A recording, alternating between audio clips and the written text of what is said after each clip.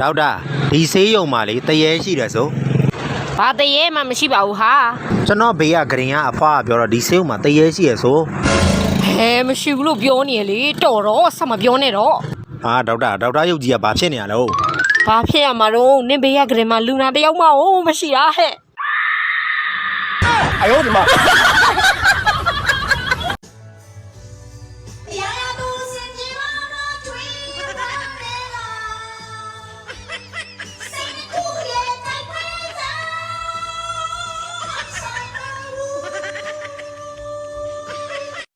ဆေးဆက်ပြီးလက်ထက်တာကောင်းလားကိုယ့်အကိုရှစ်ပြီးလက်ထက်တာကောင်းလားအပြန်မေးမယ်ကျိန်ငါးသီးကိုကြော်ဟင်းချက်ခါတာပဲမဟုတ်လား哎呦我的妈！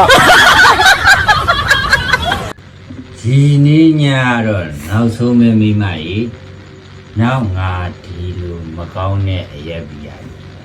လုံးဝမတောက်တော့အော်ရှင်မြင်မှရသွားပြီပေါ့ဒီတဲ့ကောင်းတာတွေဝယ်တောက်တော့မယ်လို့ဖေဖေ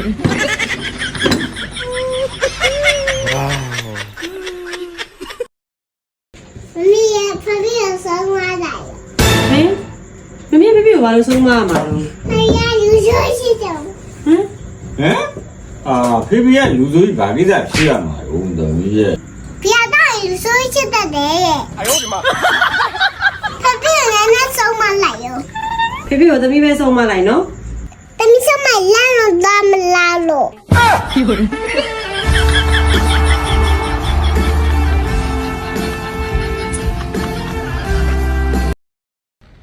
ကြည့်လန်ဘာလို့ရှင်တာ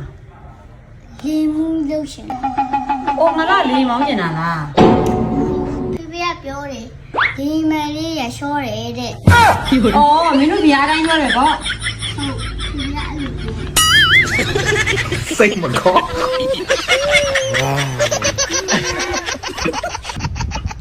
ရှိကိုရှိတိုင်းကဖွင့်ပြောနေ။ဘာတွေဖွင့်ပြောချင်နေရတော့ပြောဗျာ။လာမကုန်သေးဘူး300ကုန်သွားပြီလို့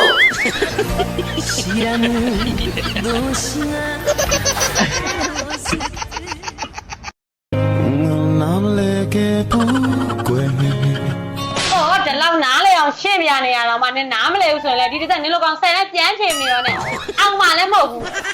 ငါစိတ်ချတယ်နော်ဟဲ့နင်တို့ဘက်လျှက်စစ်ပြီးပဲချိန်ပေးလေငါတို့ဘက်လျှက်စစ်မီးလာတာရောင်တော်ပွင့်တယ်လို့ပဲတစ်ချက်လာတယ်အဲ့ဒါမှကန်ထူးမှမြင်ရတာ哎呦我的妈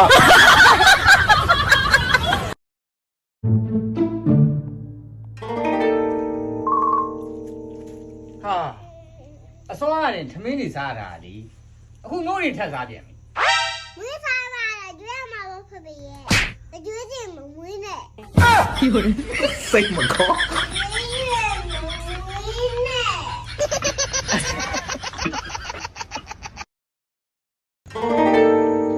အော်ရှင်တို့ယောက်ျားနေမယ်လေနော်ဝေကျွေးရလဲကြီးပါ